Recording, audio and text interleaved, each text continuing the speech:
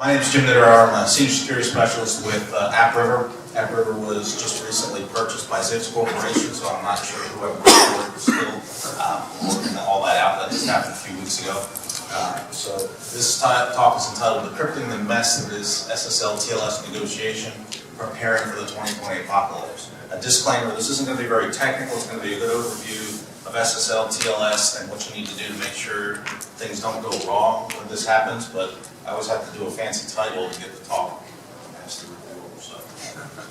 Alright, so disclaimer, this information you're going to hear today is just for your own security and privacy posture. It shouldn't be used for unethical purposes. You could do that if you want to. Concepts presented are not my own research. They're just information that I've gathered from other sources. The information presented is gathered from public and private sources, and I'm giving credit where that's due, and the views expressed in this talk are mine, and not necessarily that of my employers. I've spoken in a bunch of different places. I'm on staff besides Las Vegas, spoken at DEF CON, Circle City Con, ViveryCon, just kind of get involved in these conferences, so I have a little bit of experience in this stuff. I saw an invite to come to CypherCon from a friend of mine, Dave Schwartzberg, and I was trying to think of something to talk about because normally I talk about DNS, so this is for Will. This is the only mention of DNS in the whole talk, so you'll have to watch the talk to know where that is. I saw this come across my desk in my news that I was reading where Chrome, Firefox, IE, which is now gone, so you can forget about IE. It's now Edge, which will be Chromium in the next Windows major update. And Safari are going to disable TLS 1.0 and TLS 1.1 support in 2020. This specifically is going to happen by the end of March 2020. It's already happened in some versions, but this seems like a pretty benign headline, right? Well, think about the implications of this from an end user perspective and from a server perspective. And that's kind of what we're going to look at, so that if you either are IT, desktop management, your internal management, you know how to prepare for this, or if you're running servers, websites, APIs, mail servers, you can start to look at your TLS SSL setup and make sure that you're going to be compliant so that people don't call you complaining, hey, I can't get your website, or hey, why is your website not working on my browser? Why is your email server not working? These are the kind of things that kind of bite you in the butt if you don't pay attention to them. So we want to go over some things about how to avoid those things from happening. So today we're going to have a quick overview. We're going to look at the different versions of SSL and TLS, look at the differences in the history. We're going to talk about the SSL negotiation process, but going forward the terminology should be TLS because SSL does not exist anymore. It's been deprecated completely and shouldn't be used anywhere. We're going to look at the differences between TLS 1.2 and TLS 1.3, which was just ratified last year. We're going to look at why SSL and TLS version support matters. We're going to look at some of the vulnerabilities and the types of attacks that can be carried out against TLS and SSL. We're not going to go into much detail. I'm just going to give you a quick overview of some of them and the basic mechanisms of how they work. We're going to look at some strategies for monitoring TLS negotiation at the edge of your network. This is important. You have to know what your clients are trying to connect to, how they're trying to connect, and how that conversation happens. We're going to look at some example data from that. I'm going to show you data that we use in production. It's nothing proprietary. I'll just show you how we prepare for this in our environment, one of our services. And we're going to look at some ways that we can take that monitoring and use it to implement some protection on our network to keep some of these attacks from happening. And then I'll give you some resources at the end to help you on your tasks for getting TLS and SSL ready to go. So what is TLS SSL? Basically, the overall goal of TLS is to protect the privacy and integrity of data flowing over connection between two endpoints. Typically, the first thing that comes to mind is what? Web browser, right? Web browser, HTTPS, that's a TLS SSL connection. But it also works in IMAP, SMTP, it works in every API, every application on your phone should be using SSL or TLS between the two endpoints. So basically, it's a way to achieve that the client knows that the endpoint server is validated, it's who they think they are, and that the data in between is encrypted in some agreed upon encryption mechanism. So how does that happen? It's basically a two-step process. The first step is using public key or asymmetric cryptography. So you have to have a public key that's managed by a trusted source, a third-party trusted source. Verisign, Let's Encrypt is pretty common now, right? So Let's Encrypt certificate. you validate who you are as a server, as a recipient of the connection, by providing your public key out to the world. My client then looks at that public key, sends a request to you, you decrypt that encrypted connection with your private key because it matches, and now we know that the two are validated. And then once that connection, and we'll go into more detail how this happens, once that connection is then established, the authentication, we switch to a much faster symmetric cryptography. Think of like an IPsec tunnel or VPN tunnel. That uses symmetric cryptography where a key is agreed upon at the time using the cipher suite and the mechanism or the method that they're, version of TLS that they're using, and that key is used for every conversation. They both know the key, they both use the same key, so there's no need for continuous asymmetric cryptography. So, some of the things we have to look out for in SSL and TLS is that it's validated through a public key cryptography. Now you can do this internally with your own self-signed keys, but that throws a browser error unless you generate a certification key and import that into your browser. So there's ways you can get around that internally, but typically we're talking about public connections to public-facing servers, not internal connections. The PKI always has a certificate revocation path. If it doesn't, you won't get an A+ on your rating for your servers. Perfect forward secrecy. Anybody have heard of that term before? All right, so what this means is that every time there is an agreed upon symmetric key used to encrypt the second part of a connection, that key has a nonce or some sort of padding that's agreed upon by both sides, and it's used one time to generate that key. So that's important, because what if somebody compromises a server and gets your private key? If they've been sniffing your traffic over time, even if it's encrypted, if they have your private key, they can decrypt all of that traffic, right? Because then they know what the agreed upon symmetric key was. But if you change how that symmetric key is generated for every connection, they cannot decrypt anything but that one connection when they get the private key. Okay, so it's a way to prevent that from happening. And it should always be in play. It's not always in play, and it's not supported in the older versions of SSL. The other thing we have to look at are what client-server applications are we talking about. The most common one, obviously, is HTTPS, but IMAP. That's what everybody pretty much uses on your phones. You have Google Mail. That's an IMAP, but it's done through secure IMAP.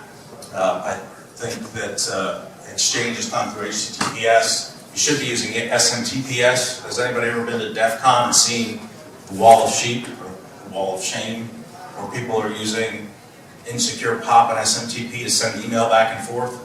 Their passwords and their usernames show up in clear text on the wire, right? So you can Wireshark them, throw them up on the screen and see what they are. That's why you want to be using the encrypted versions of these protocols. So brief history. SSL was introduced by Netscape in 1994.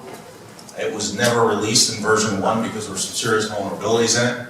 Version 2 was released in 1995. So keep in mind the timeline here. 1994, right? 25 years ago? Is that right? Am I doing my math right? Yes. Yeah, 25 years ago. So SSL version 2 in 1995 was the first usable version of SSL. It wasn't used for a whole lot at the time. Version 3 was released 1 year later. And we're still seeing SSL 3.0 out in the wild after 23 years.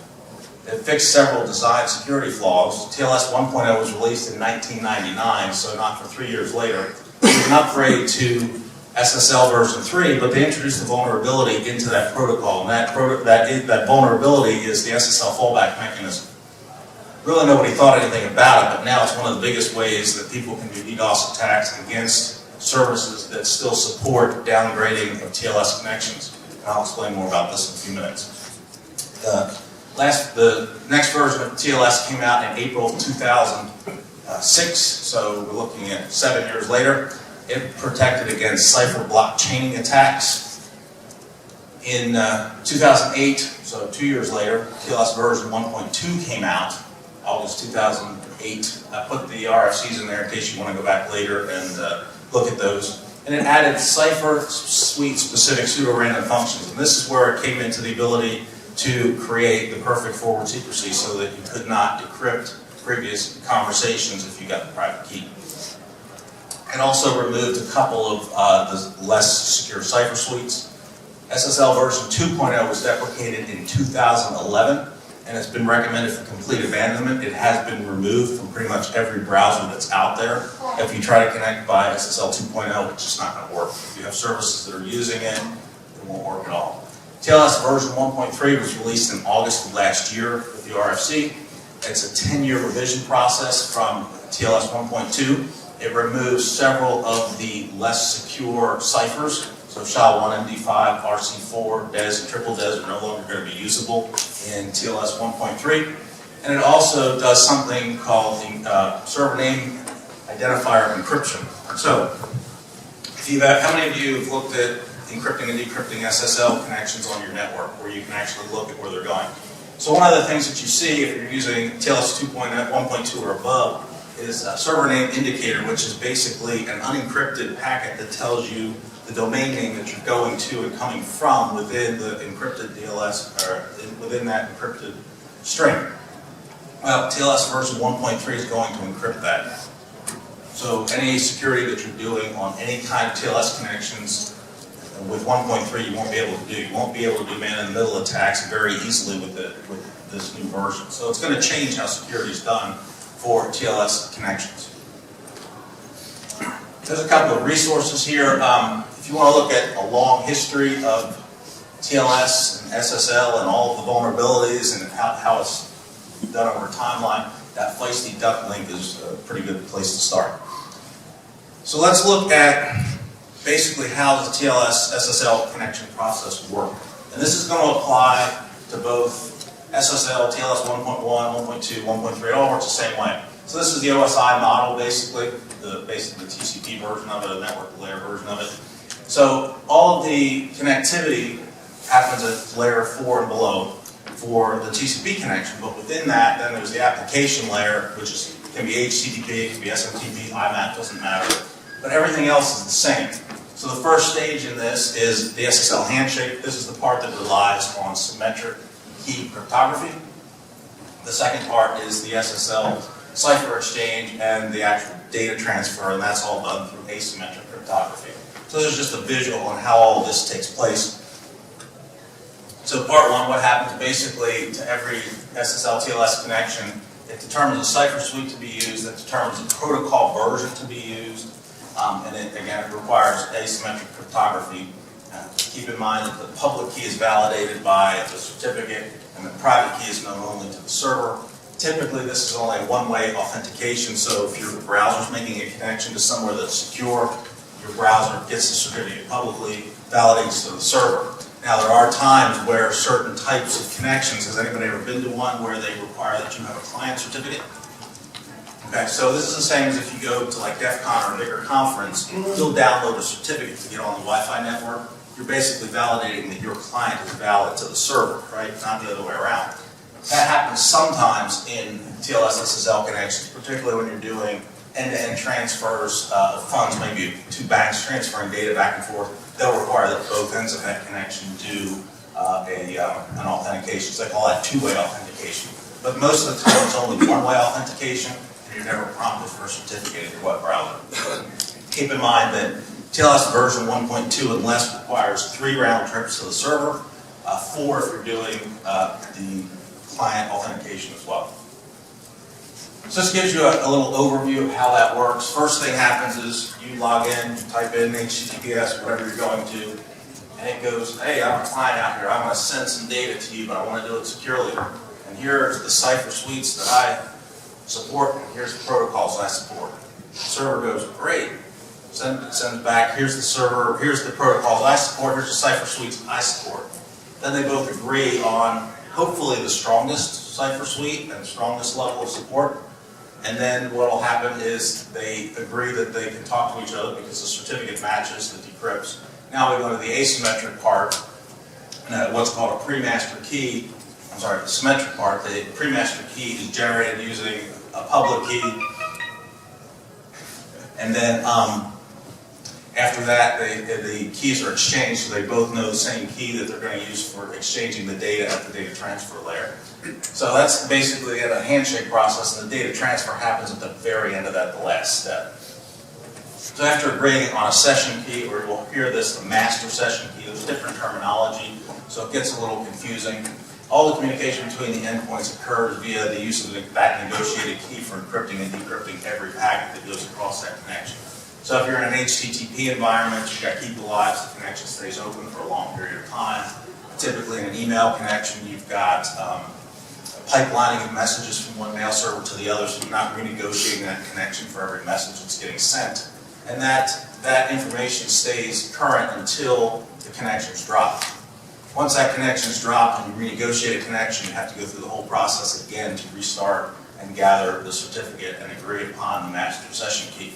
This is done to protect so that if somebody gets your private key, they cannot decrypt every session that you send across to the server between the client.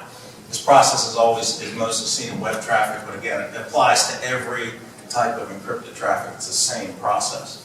Just different ports, just different protocols underlying the application layer. All right. So TLS 1.3 is a little bit different. The same basic information has to be exchanged to establish that connection, but the process for exchanging the data varies. First thing that we have to remember is that the server name identifier, no worries, the server name identifier will be encrypted within the packet. So if you're doing firewall, IDS in the middle trying to decrypt on the fly, or you're trying to decrypt a load balancer, you're not going to be able to see what the information is in the server name identifier. The only thing that can see that is the server endpoint once it's decrypted on the machine that has the private key. The process that does this results in only one single round trip between the server and client, whereas remember SSL, all the SSL versions in TLS 1.2 and below required at least 2, if not 3 round trips to the server to make that connection before it could transfer data. So TLS 1.3 also has something built in called zero round trip time resumption. This is the way that the client can reuse that agreed upon key with the server. The server stores the secret from previous sessions and can reuse it for that client for some given period of time. And that's typically configurable on whatever platform you're doing. Now this, you would think that's kind of stupid, right? Somebody could then steal or look at that key somehow and use it to decrypt, or worse, they could encrypt traffic and send it as you, right? They could spoof who they are and send it to the server. The server has ways around that when it's using TLS 1.3. There are some features that are built in, and I'm not fully familiar with how it works exactly, but when I did look at the fallback mechanisms, it is very secure. It's not that you can't break it. The lack of full forward secrecy is not something that it allows you to do. And TLS has mechanisms built in to deal with both. So this is a diagram, it comes from Cloudflare, but it's a diagram of how the 2 different handshake mechanisms work. So you can see that, and this doesn't show on the screen, unfortunately, but if you look at the left side, your left side, that's TLS 1.2 and less. There's 3 round trips, well, 1, 2, 3 round trips to the server to get that to work. In TLS 1.3, there's only 2 round trips, and the data is encrypted at that point. So the speed of the connection is much faster. The response time is much better. One thing that you do have to realize is TLS 1.3 requires HTTP 2 be enabled on whatever web server you're using. If you're using web services, not every web server that comes out as a main release supports HTTP 2. You have to do some extra work to make that happen. So that's something to keep in mind. If you're trying to implement TLS 1.3, it's not going to happen in Windows yet. Microsoft uses S-Channel as their core libraries for doing encryption and decryption. Then think of S-Channel as OpenSSL for Windows, same idea. So S-Channel does not have support for TLS 1.3 built in at this point in time. They probably will not put it into Windows 2008 of any sort. So if you're using Windows 2008, you're screwed, okay? You're going to have to upgrade at least to 2016, but I would say if you're going to do that step, go to 2019. It's far better.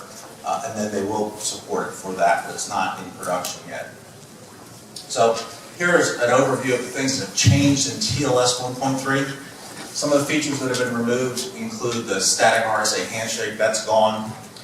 Cipher block chaining, MAC then encryption has been removed. Okay, this has been shown to be a spoofable, so they've removed the ability to set this as a way to do the encryption. So now the MAC is encrypted inside of the package that's sent, so you can't see what that is and it can't be spoofed. SHA-1, MD5, RC4, triple DES and DES have been removed. Compression has been removed. It's not needed because it's cut out a whole entire round trip. And renegotiation is not possible. So once the connection is good, the connection's good. If it has to renegotiate, remember, it remembers the secrets and it does it through a whole different mechanism. The features that have been added is full handshake signature, so that's that first trip. Everything in that first trip gets all of the information it needs to be able to establish the protocol and the cipher suite that's being used. It's also added some things for elliptic curve. Anytime you see EC in one of the cipher suites, that stands for elliptic curve cryptography. Elliptic curve cryptography is something that gives you, how can I explain it? Gives you a higher bit count encryption level with less bits processed by the processor, if that makes any sense. So you can get something like 2048-bit encryption with maybe an 860-bit key using elliptic curve cryptography. Doesn't seem like it's a big deal, but if you're doing hundreds of thousands, millions of transactions, it makes a big deal from a processor perspective. And there's several curve variations that have been added to TLS 1.3. So why is this important? Why do we care? We want our stuff to work. We just want it to work, right? So Chrome removed SSL version 3.0 in 2015. It's gone. You can't even use it. You can't use it with Chrome. You can't turn it on. You can't force it to do anything. This effectively eliminates all SSL versions that are commonly in use. So if you're seeing SSL version 3.0 requests on your network, they're probably crappy old machines somewhere, old browsers, or malicious traffic. Okay? The longer it goes, the more it's likely it's malicious traffic. And I'll tell you why in just a second. The deprecated versions of TLS 1.0 and 1.1 are supported through version 72, which is what we have out, which is pretty much what's current now, but that's going to change because it was just a release of some 0-day in Chrome, so that number is going to change. Version 81 and above for Chrome will not support any TLS versions but 1.2 and 1.3. Okay, and that's coming out sooner than the March 2020 date. Akamai Cloud Services, so Akamai is a content delivery network. They just continue to support TLS 1.0, 1.1 on January 7, 2019, so they're ahead of the curve. Right? Everything that they put out there, anything that, let's say, Netflix uses them to distribute their content, that's only going to be available via TLS 1.1, 1.2, or 1.3. PCI compliance deprecated TLS 1.1 and their data security standard on June 30th, 2018. TLS 1.1 is still allowed, but if you do compliance tests on your network, there's only certain cipher suites that are allowed to be enabled, and I'll show you how you can check for this. But most every merchant has switched to TLS 1.2 completely. Cloudflare has disabled TLS 1.1 and 1.0 on June 4, 2018. So they're effectively at the 1.2 level. So a lot of the provider level services have already changed. Microsoft Office 365 only supports TLS 1.2 starting October 31st, 2018. There is no option in Windows, we already talked about that, to go to support for 1.3. Google, Microsoft, and Apple, and Mozilla, who does Firefox, have agreed to end TLS 1.0 and 1.1 support in March 2020. So right now, they currently say less than 2% of all traffic is TLS 1.0 and 1.2. That's not what we see on our network. I think they're lying. There's still a lot more machines and devices and things out there that are using these old versions and old libraries. And we'll talk about the problems of how to get around getting those updated, but some of them just will never be updated. TLS 1.2 or better is required for HTTP 2.0 to be enabled on your network, and I believe it's a strict requirement for TLS 1.3. So, and it's only going to offer a limited number of cipher suites.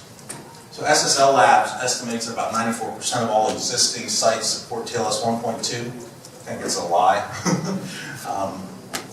From our traffic that we've seen where we have customers that are proxying through a web filtering service that we run, we see a large number of people still trying to connect to sites using 1.0 as their standard connection. And we haven't turned that off yet because we don't want customers flooding us with calls. So bigger issue is going to be other services like SMTP, IMAP, and those sorts of things. So the thing that people are not thinking about in any great detail here are what are the compliance implications of not having the right TLS versions. So you're a large bank and you are required to be compliant with Sarbanes-Oxley. Sarbanes-Oxley says, well, we don't allow you to do anything but TLS 1.2, and we want that across the board. Oh, was that just your website? No, that applies to your email. So if you're exchanging email with anybody out there in the world, we want you to negotiate a connection only sent by SMTPS and only with TLS 1.2 or better. Well, how many people's mail servers support TLS 1.2 or better? Right? Everybody's mail server that I know of is set to try to negotiate TLS, and then if it doesn't work, try some other version, and then finally it gives up and says, screw it, I'll just send it and clear. Well, that's not compliant, and if somebody tests you for compliance, you're going to fail. So how do you fix that when that's outside of your control? Do you not send messages to people who have email addresses on services that don't support the latest versions of TLS? This is a dilemma that has to be looked at and has to be fixed. Because what's going to happen is you're going to put the companies that are in these positions that have to be compliant over a barrel because their customers don't care. They just want the email, right? You can't go, oh, you have to be my customer. You have to be on this mail service. These are our approved mail services. Can you imagine the havoc that that's going to create? It's kind of a big deal. APIs for TLS versions also have to be checked, right? How many providers will be doing content delivery networks for your phone apps? Suddenly these, not your most popular phone app, but smaller providers don't have the ability or don't have the knowledge, or they haven't bothered to build an infrastructure that supports these latest versions of TLS, and suddenly their apps don't work on your phone because the content delivery network won't send the data over the network. So there's a lot of dilemma here that's going to be happening. One of the things you're going to hear about, and I lied to Will, this is the second mention of DNS in the talk. You're going to see a lot of information about DNS over TLS and encrypted DNS, which would be a UDP packet sent over basically what's essentially a VPN tunnel between a DNS server, client, and server. DNS over HTTPS is slow as crap. I don't care what anybody says. DNS has to be light and fast, right? So the only ones that have sort of gotten it right with the encrypted DNS are Cloudflare. They have where you can set up your DNS so that the traffic is sent in an encrypted tunnel between your DNS requester and your DNS server. The only thing that's good for is to make sure that nobody's spoofing your DNS or reading the DNS packets that are going out. And if you want to learn about DNS privacy, there's a whole lot of things that people can find out from your DNS that you're probably not aware of. So you might want to look into the privacy of DNS. The other issue that's going to be a big deal are these IoT devices, right? A lot of them are built on Linux subsystems. They use the OpenSSL libraries to do their stuff. How many of them are updated on a regular basis, right? So what's going to happen to all of those devices that are out there in the world that are trying to negotiate back to their APIs at their companies that are providing the support for them, and suddenly the providers that are doing the cloud services or even the internet providers won't even pass traffic that's TLS 1.1 or SSL 3 or TLS 1. All of those devices are essentially going to be dead. They won't be able to function, right? Who's going to update them? Who's going to take care of those problems? And these are the kinds of problems that people aren't thinking about, they're not looking at, they're not considering the implications of these changes in the standards.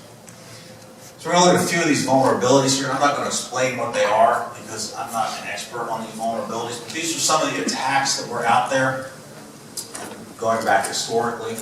One of the big ones, anybody remember SSL script? Marlon Spike put that out. You used to be able to spoof people. You'd run I could sit here and run a Kali Linux box and pretend to be the Wi-Fi and get you to join up. You'd sign into Facebook and I'd redirect your HTTPS to HTTP and be the man in the middle and take all your traffic. It doesn't work anymore typically on most sites because most sites now use HSTS, which is HTTP,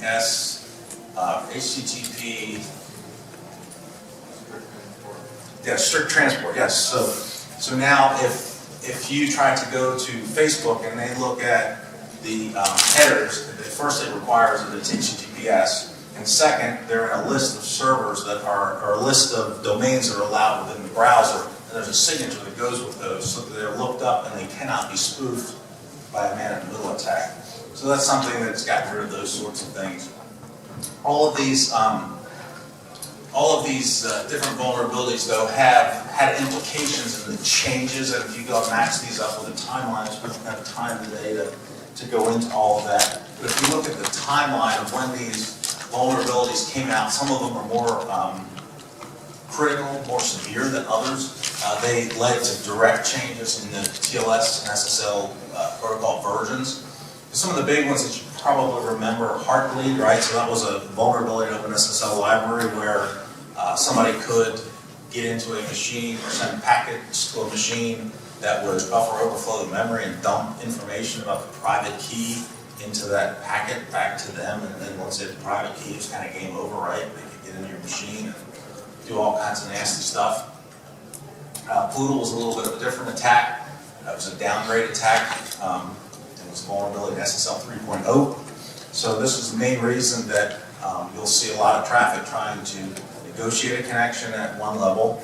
The server will send back that I support it, then the client will go, I changed my mind, I want to go at a different level. The server will go, yeah, okay, I accept that. And they'll keep negotiating until they get to the lowest possible level. And what's happening there is people are trying to use that downgrade capability to get back to the lower levels to exploit some of these vulnerabilities, right? So by fixing your TLS versions and limiting what your machines or your endpoints will accept, you eliminate all of those vulnerabilities from your network, right? By not addressing this, you leave those vulnerabilities out there, and some of them are pretty severe and very well documented on how to exploit them. But you can see that there's all of these different ones that have come up, and what I'll do is I'll put this talk out so you can get at it, and there's some links that will talk more about all the details on all of these. But basically, every one of these attacks is initiated. Typically, it's either a man-in-the-middle attack, where the attacker intercepts a connection at the handshake stage and then alters the handshake if they're trying to exfiltrate data from that connection. And then they're going to go and request something to force the client and server to renegotiate the connection until they can get it to a level where they can basically sniff the traffic for a period of time, and then in the background they can crack the keys that were used to encrypt that traffic and then later decrypt the traffic.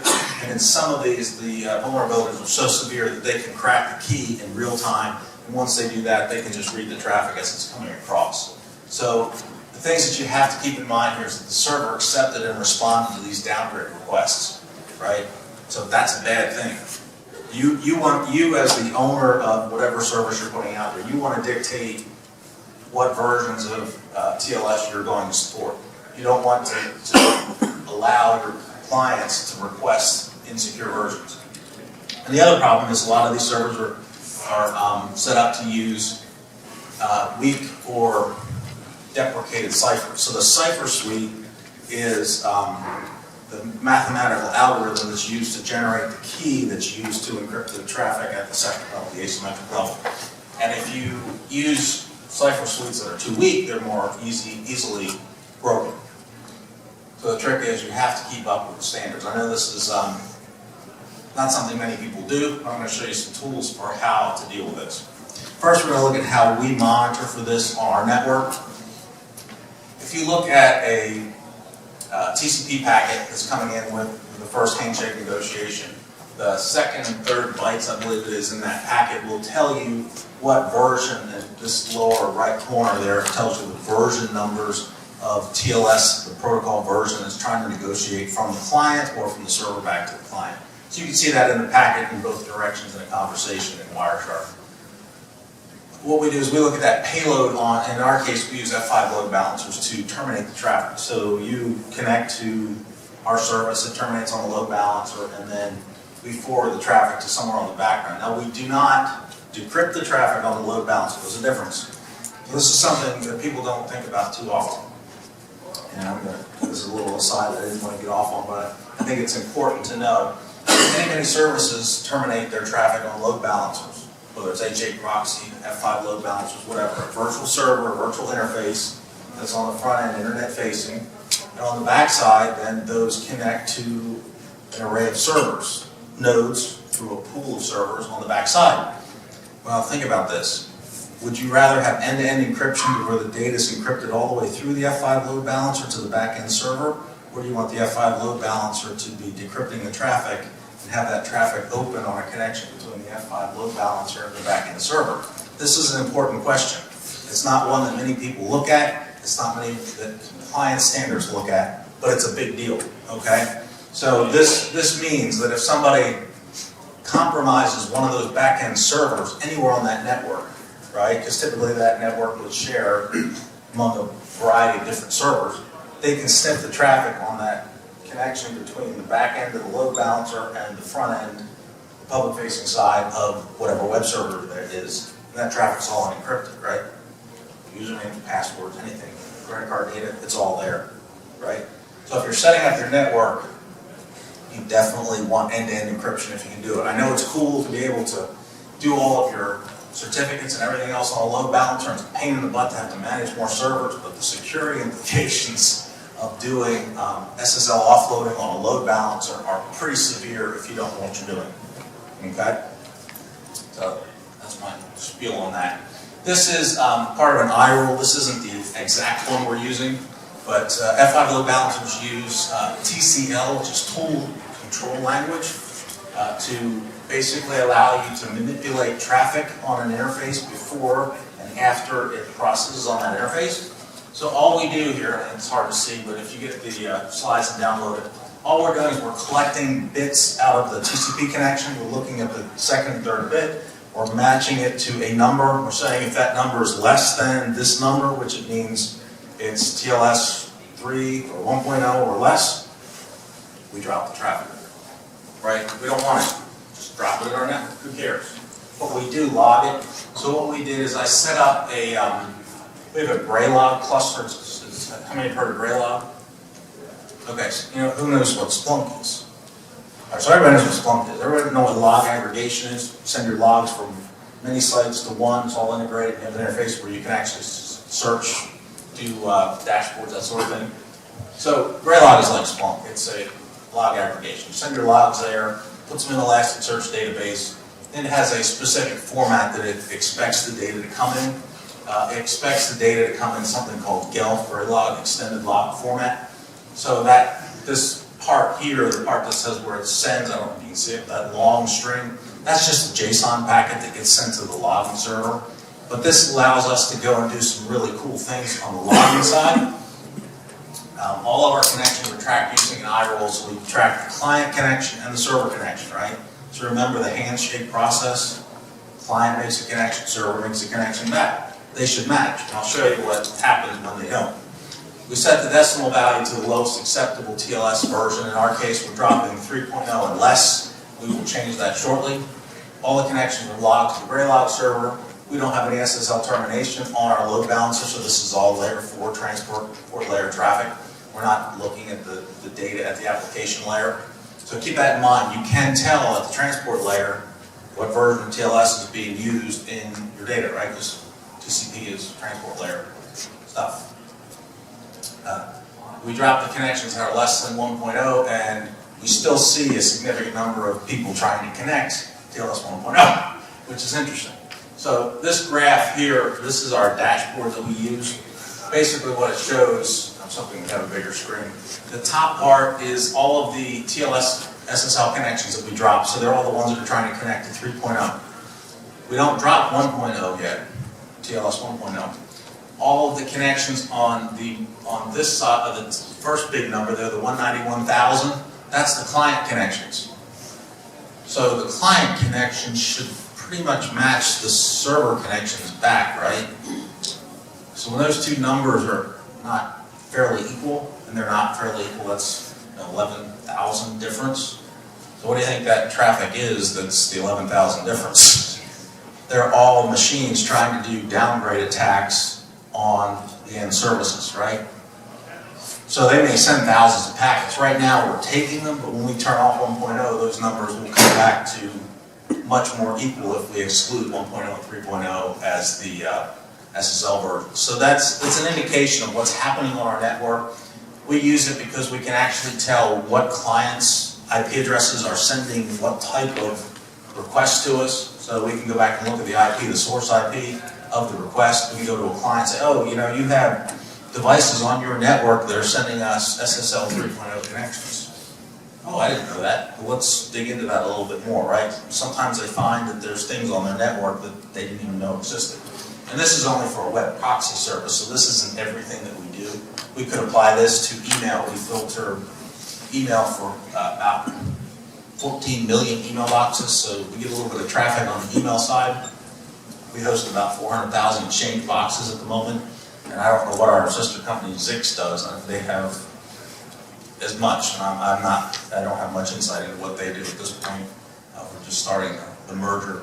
So this is just an example of how we can look at this data. We could manipulate this data, create different dashboards. We could alert when somebody's trying to do more than X number of connections. The other thing we could do at the load balancer levels, we could go back and say, how can we make this better? We can go and we can actually look at the cipher suites. In the TCP connection, it tells you what cipher suites are trying to negotiate as well. There's other pieces of information in that packet that you could look at. We could rate limit the number of TCP connections, trying to make connections to our SSL, right, to prevent DDoS attacks. We could do key exchange validation on that to see what kinds of keys we're trying to validate on. We could apply this to other types of interfaces. So to get this working, basically you need a load balancer, something wherever your endpoint is. You could do this on a server as well, I suppose. You write and test the rule. I wouldn't do this in production. Apply it to the desired interface and configure remote logging. Now, the logging is going to be different on every type of platform, and there's other talks that I've given on how to configure remote logging for Windows and Linux. There's a bunch of tools out there. So if you have a specific question, feel free to hit me up and I can point you in the right direction. We do have a Graylog cluster that we use. I think it's 4 nodes on the front end and a big Elasticsearch cluster on the back end. But really, the only tools you need to test to make sure this works are Wireshark or TCP dump on the load balancer. And maybe if you want to try to generate your own package, you can do some escaping and generate your own TCP packets with SSL encryption to see if the rule works. Here's a whole ton of interesting links. I'm going to go over a couple more things, and then I think we're going to be pretty much about out of time. So these links will be in the slideshow, but one of the things I want to show you here is what you see when you go to ssltest.com. This is something put out by Qualys where you can actually go and test the quality of the SSL or TLS or HTTPS, whatever you want to call it, installed on your different platforms. I would recommend if you're a system admin, you do this. I don't have all the output here, but basically this shows you what are the websites that we host in an experimental environment. It's running TLS 1.3, it's running on Nginx, and I'll give you some parameters here. And a couple of the things that you want to look at, it does do the strict transport, and it also does, there's a record that you can put in your DNS that will improve your TLS scores. All providers now expect you to create a specific text record in your DNS for your domain, and that text record tells you which certificate authorities are allowed to generate certificates for your domain. Okay, this is important because somebody can generate a certificate for your domain without your permission if they intercept an email, get an email account for an admin at your domain, right? They can generate a certificate for some other domain or for your own domain and spoof traffic to a subdomain for your domain. If you're using a wildcard certificate, this DNS will help sort that out for you. This is a separate test that does compliance testing for websites. And this is the same website that had the TLS 1.3 applied to it. Now it passed PCI compliance 100%. There are 4 issues found for HIPAA compliance and 4 for NIST. The only issues that were found on this site were cipher suites that were enabled that have to be disabled, and I just didn't have time to figure out how to disable them to get that to work. But if you go through this, it gives you a whole lot of detail on the things you need to address to make your SSL TLS connections be as good as they can be. So the other thing you want to look at, this is what we saw back to the SSL test site. These are the ciphers that were used, that are available. It tests every cipher against your platform. And if these come up in red, those ciphers need to be removed from your platform because they're insecure. But it tells you the bit strength, and it tells you which cipher it is and which ones they're in the order that they're preferred. So you always want to have it do the preferred ciphers first. Here's how I did this on running CentOS on a machine, a web server. I compiled Nginx from the source code because the newest version was needed to do TLS 1.3 and HTTP2. I included the open SSL library 1.1.1. That version's needed for TLS 1.3 as well. I linked I had to create a new Diffie-Hellman key parameters for it of at least 4,096 bits, and then put that into the configuration, put in an elliptic curve that it supports, and then there's the ciphers. I can give you more details, or I can send you the config for these, I don't care. If you want to do this on your own and set these up and test them, or need some help doing this with Nginx, you can do it with Apache as well. There was a bug that came out in Apache like a week ago that you probably need, if you're running even the latest version, you probably need to patch to get up into the 1.39, I think is the one that's not broken.